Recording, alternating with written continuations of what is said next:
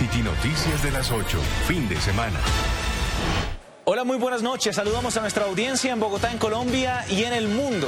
Aquí están los titulares de las principales City Noticias de hoy. Bienvenidos a nuestra emisión central del fin de semana. De nuevo, una riña terminó en tragedia. En la localidad de San Cristóbal, un joven fue asesinado, al parecer tras una discusión con otra mujer, quien le disparó. Oriana, buenas noches. ¿Qué pasó con esta atacante y cuál es la versión que tienen las autoridades? Rafael y televidentes, muy buenas noches. La versión oficial es una aparente riña. La víctima era un joven de 17 años que al parecer residía en este sector. De momento, tanto el homicidio como las agresiones que se dieron posterior a este hecho son materia de investigación. Sin embargo, las autoridades ya capturaron a la presunta responsable, una mujer de 37 años. ¿Qué pasó? Homicidio en el barrio Santa Inés de la localidad de San Cristóbal. Sobre las 7:20 de la noche de este sábado se registró una aparente riña en esta zona residencial que acabó con la vida de un joven. Sobre las 7:21 se presentan 3 tiros donde hay una persona, por desafortunadamente muerta. Al llegar al lugar se observa una aglomeración de personas arremetiendo contra una vivienda y quienes manifestaban a las autoridades que esta mujer habría herido a un adolescente de 17 años con arma de fuego.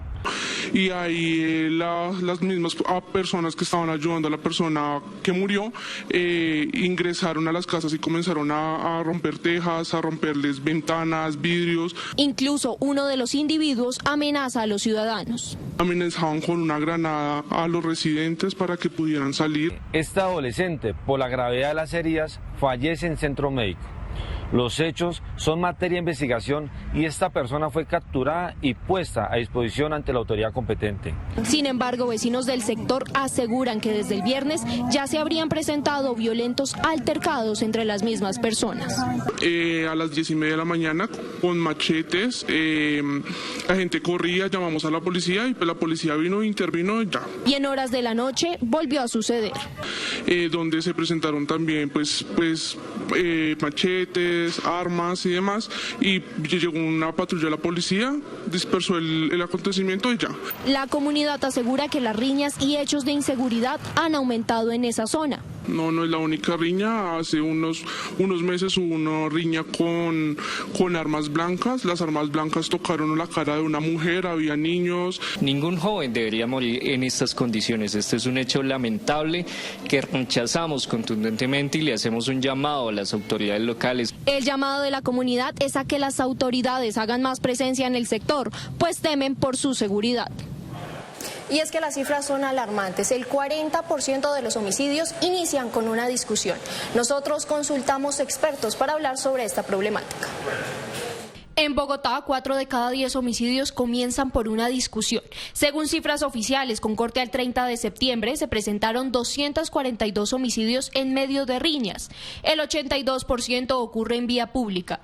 Y es que a la fecha, 4.232 personas han sido capturadas por lesiones personales, 486 por homicidio y 2.194 por violencia intrafamiliar. Pues fechas como el Día de la Madre y vacaciones escolares presentan mayor incidencia.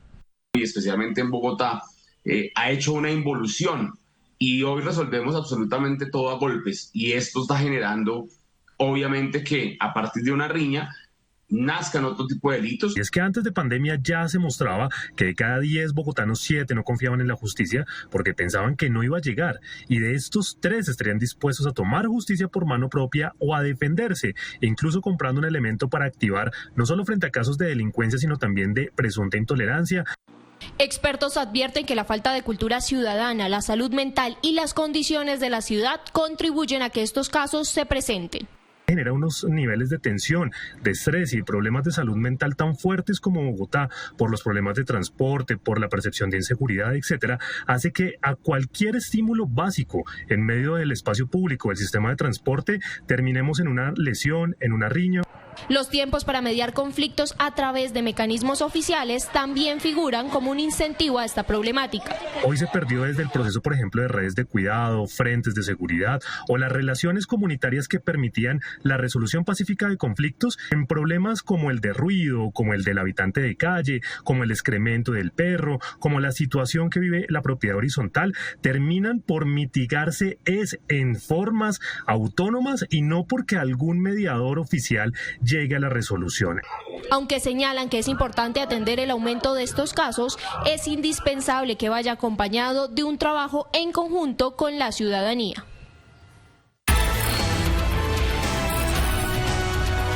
Tránsito. Sigue pasando y no aprendemos. Casi 2.000 ciudadanos han sido sancionados por manejar en estado de embriaguez este año en Bogotá. El 54% de los multados eran motociclistas. ¿Cuáles son las localidades en donde más se presentan estos casos? Julie, buenas noches. Rafael, televidentes, muy buenas noches. Pues definitivamente son cifras lamentables y las localidades con más reincidencia en este tipo de infracciones por conducir en estado de embriaguez son Suba, seguidas las localidades de Kennedy, Fontibón, Engativá y Puente Aranda. Las autoridades sí también han hecho un llamado no solo para tomar medidas de control, sino también que la ciudadanía tome conciencia y cultura ciudadana para evitar este tipo de situaciones que causan muertes en las vías. Siniestros como este, donde un conductor ebrio habría sido uno de los causantes del choque, siguen cobrando vidas en las calles de Bogotá. El conductor que, pese a saber los efectos del alcohol y la alta probabilidad de causar la muerte, toma la decisión de conducir, acepta mentalmente el resultado, no es un simple descuido. Estamos hablando de una aceptación consciente del riesgo. En estos casos ya no hablamos solamente de un error o de una imprudencia. El conductor que decide manejar, aún sabiendo que ha bebido y que con esto puede llegar a causar la muerte, actúa en una categoría de dolo eventual. Entre el 1 de enero y el 28 de septiembre de 2025 en Bogotá se impusieron 1.985 comparendos a conductores que manejaban bajo el efecto del alcohol o sustancias psicoactivas, según datos del Observatorio de Movilidad de la Secretaría Distrital de Movilidad. Cuando un conductor embriagado causa muerte, comete homicidio culposo agravado del artículo 109 del Código Penal, con penas de 32 a 108 meses de prisión. El artículo 110 establece un agravante crucial. Si el conductor tenía grado 1 o superior de alcoholemia, la pena se aumentará en 2/3 partes al doble. Los motociclistas concentraron el 54% de las infracciones, seguidos de conductores de automóviles, camionetas y camperos con un 45%. Los vehículos de carga como camiones y volquetas representaron apenas el 1% de los casos. Conducir bajo los efectos del alcohol no solo pone en riesgo vidas, sino que conlleva consecuencias penales devastadoras. La tendencia legislativa es clara, un endurecimiento progresivo de las penas porque cada vida perdida son demasiadas. Suba fue la localidad con más comparendos con el 17% del total. Le siguen Kennedy con el 15%, Fontibón 9%, Engativá 8% y Puente Aranda 7%. Sectores con alto flujo vehicular y alta presencia de motociclistas. Y a esta hora los saludamos desde el corredor de la calle 80, uno de los 9 corredores de ingreso a la capital colombiana para el plan retorno que está programado para este lunes 17 de noviembre, con el que se cierra el puente de la Independencia de Cartagena. Para este fin de semana, las autoridades han desplegado todo un dispositivo de movilidad para que lo tengan en cuenta, y también las autoridades se refirieron al corredor de la Vía al Llano, un sector que, recordemos, ayer se reabrió el kilómetro 18, sin embargo, este presentó algunas contingencias pues debido a afectaciones en la vía. Precisamente en el siguiente informe les vamos a contar más detalles sobre estas medidas y lo que sucedió.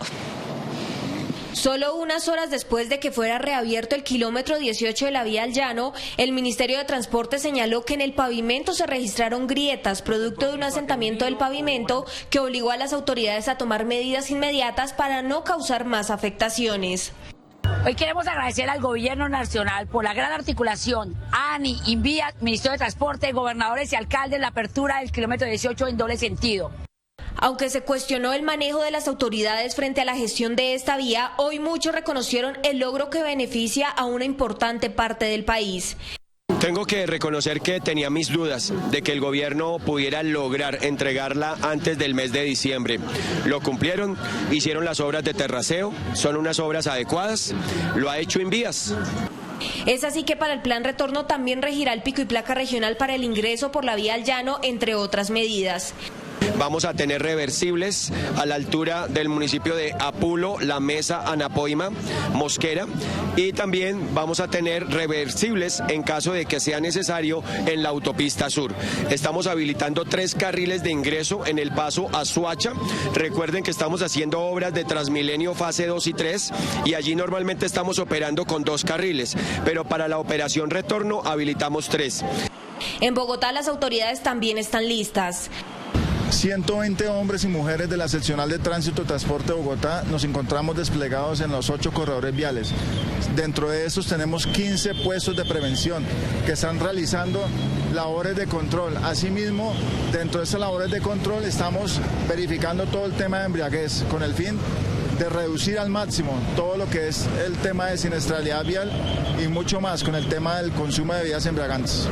Las autoridades también recomendaron planear los viajes con tiempo, respetar las normas de tránsito, revisar las condiciones técnico-mecánicas del vehículo antes de viajar y no optar por el transporte informal. También les contamos que estuvimos visitando hoy la localidad de Rafael Uribe Uribe en el sur de la ciudad, donde los vecinos de barrios como el Quiroga señalaron que están bastante afectados y preocupados por los huecos que se han abierto en las vías y piden respuesta y soluciones inmediatas definitivamente por parte de las autoridades. A continuación les contamos que nos encontramos.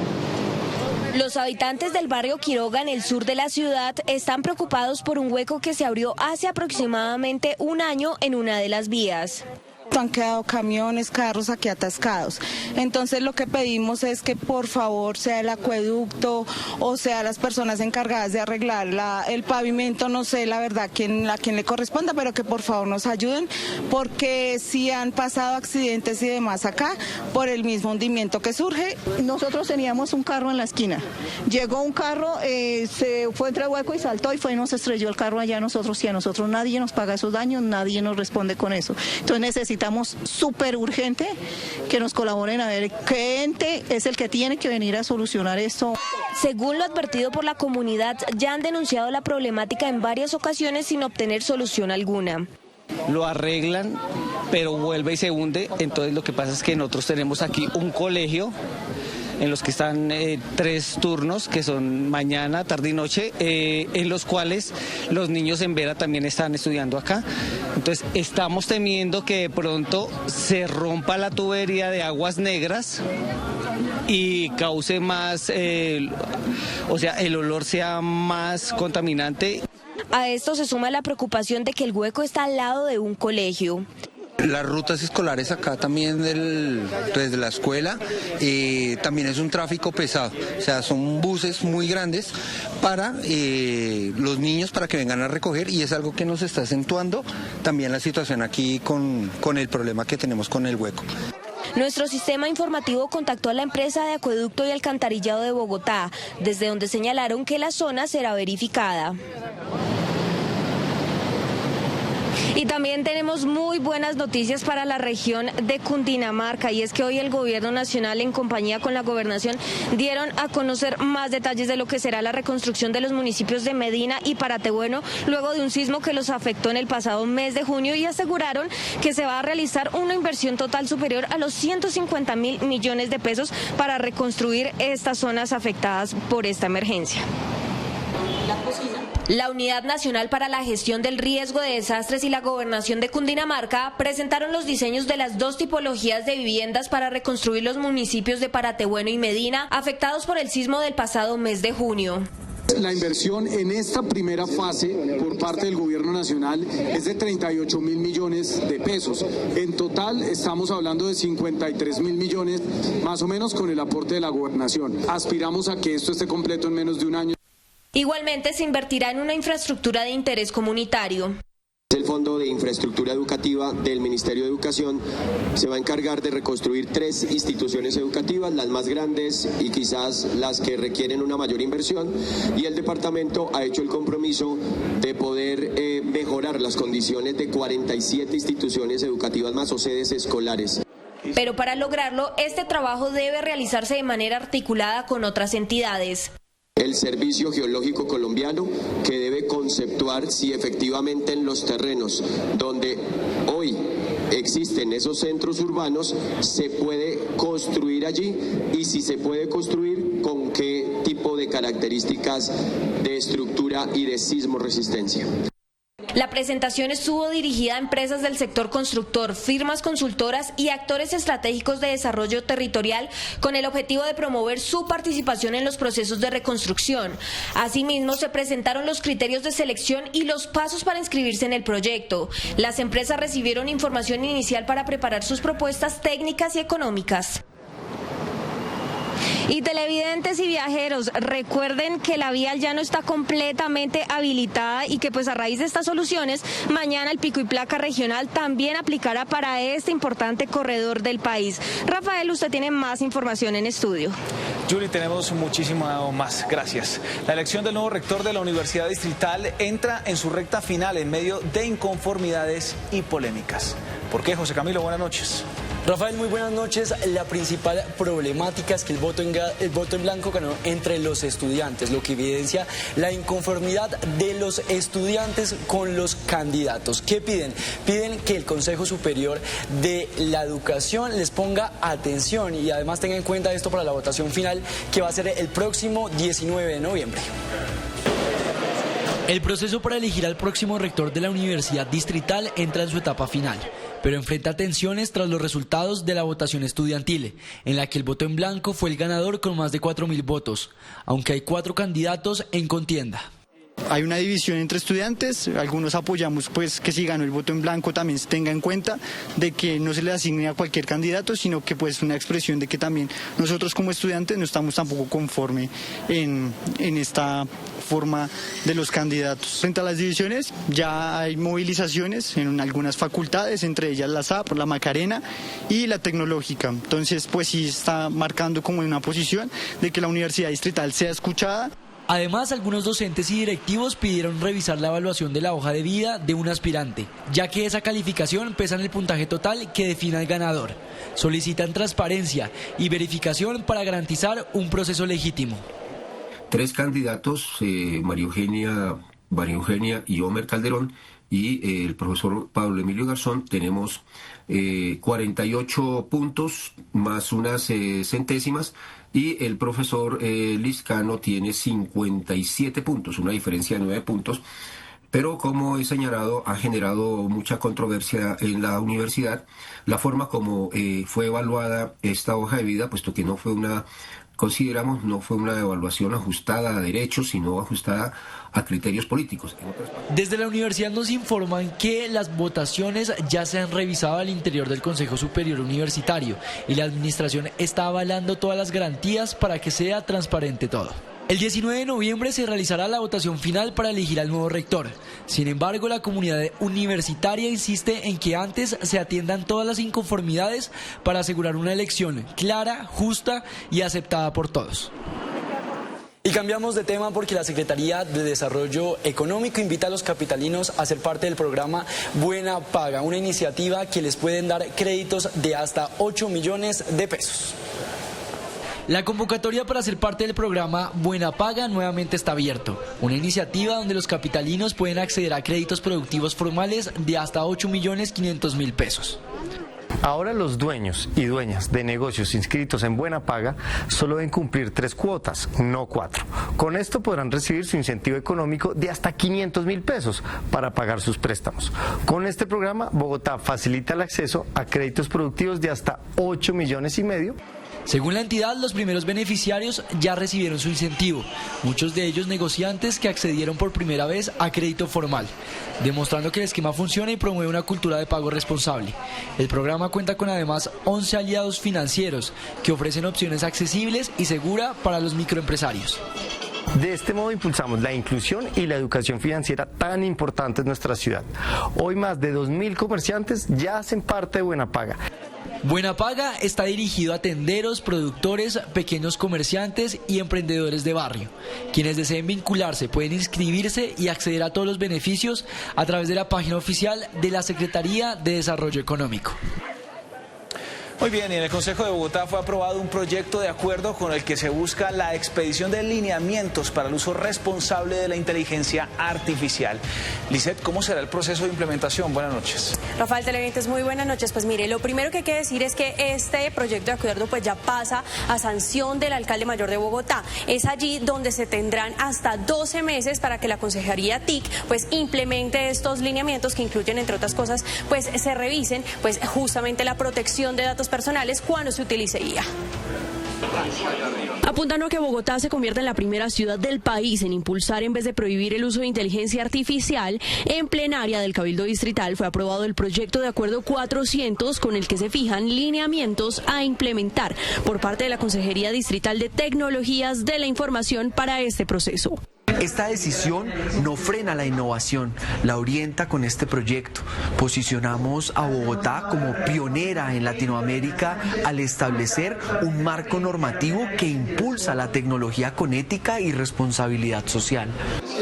El proyecto busca se establezcan unos lineamientos que permitan implementar el uso de inteligencia artificial de forma responsable y ética. Entre los puntos a tener en cuenta por parte de la Consejería TIC están clasificar los riesgos para sistemas de IA, la protección de datos personales en el uso de tecnologías IA, entre otros.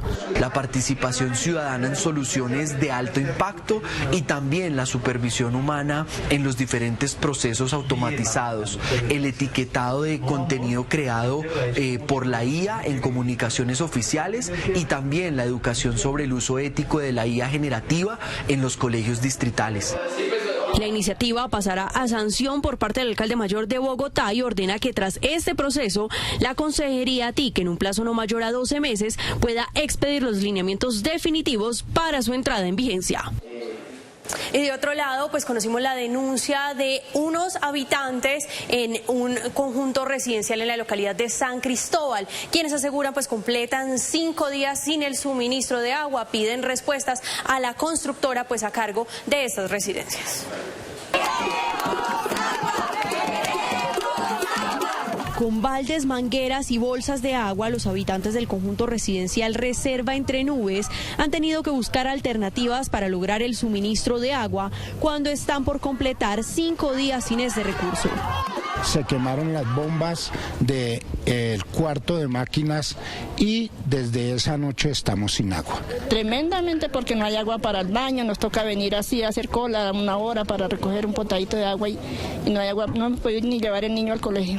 Son más de 270 familias que en su mayoría están compuestas por niños pequeños, adultos mayores y personas con comorbilidades que se han visto afectadas por esta situación que advierten se ha vuelto recurrente cada mes. Es que esto no es nuevo, esto viene de tiempo atrás. Nosotros llevamos acá viviendo 5 años y desde los 5 años eso pasa por una vez por mes. Tuvimos que traer a la fuerza pública para que nos dejara ingresar a sacar las bombas, a hacerles mantenimiento. Es el momento de que no tenemos agua, la constructora tiene la tubería de obra y ni siquiera nos dejan tomar agua de allá. No nos responden por los problemas. Pese a los muchos llamados que han realizado a la constructora responsable de las reparaciones de la bomba de agua que se habría dañado, no les dan respuestas, por lo que piden apoyo a la alcaldía local de San Cristóbal para verificar el accionar de la constructora, pero también del acueducto para poder tener el suministro de agua mediante carro tanques de forma temporal.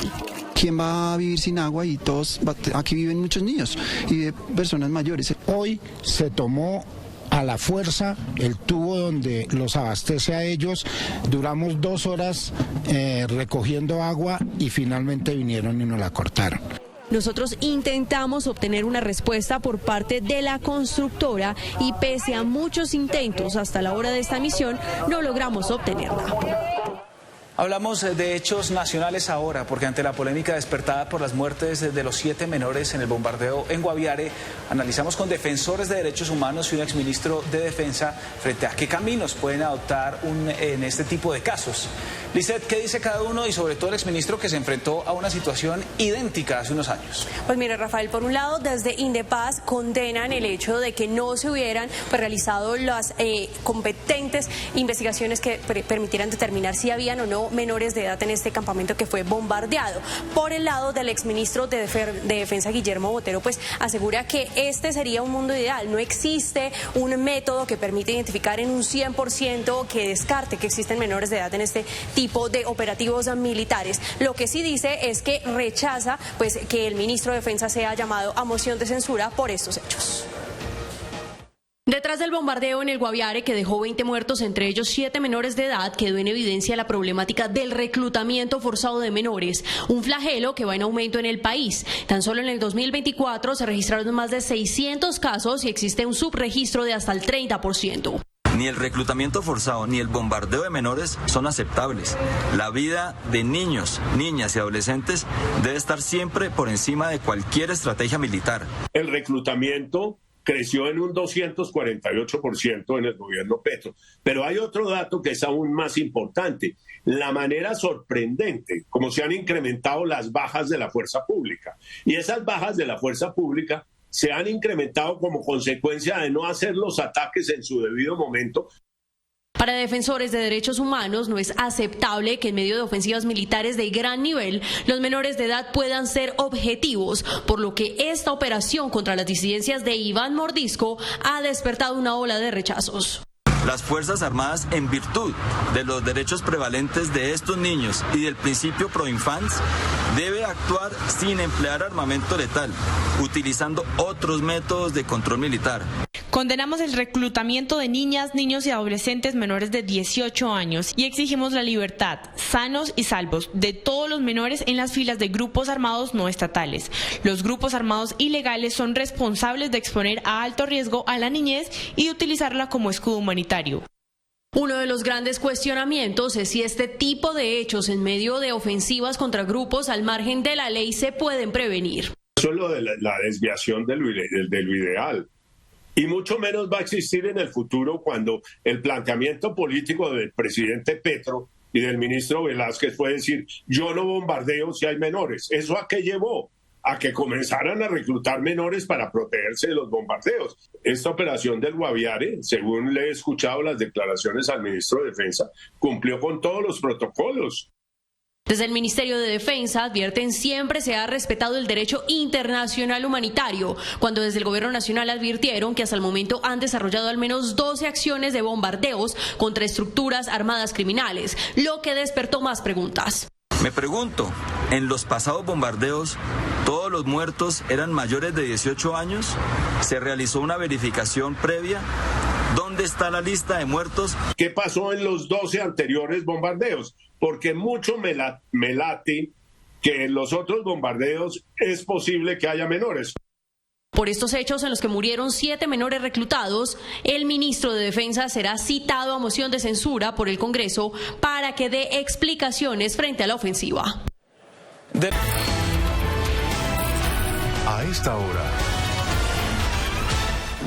A esta hora les contamos que hace minutos fue activado un artefacto explosivo frente a la sede de un medio de comunicación en Cali. El hecho preliminarmente no deja personas lesionadas y la afectación se registra únicamente en ventanales del edificio ubicado en el barrio industrial Los Mangos. A esta hora las autoridades hacen presencia en la zona. La personería, a través de su cuenta de X, rechazó el atentado y pidió una investigación para ubicar a los responsables. Esta es una noticia en desarrollo. Muy bien, aquí termina City Noticias de las 8 fin de semana. Ustedes gracias por su sintonía y los esperamos mañana lunes festivo a mediodía con muchas más historias y noticias. Feliz noche.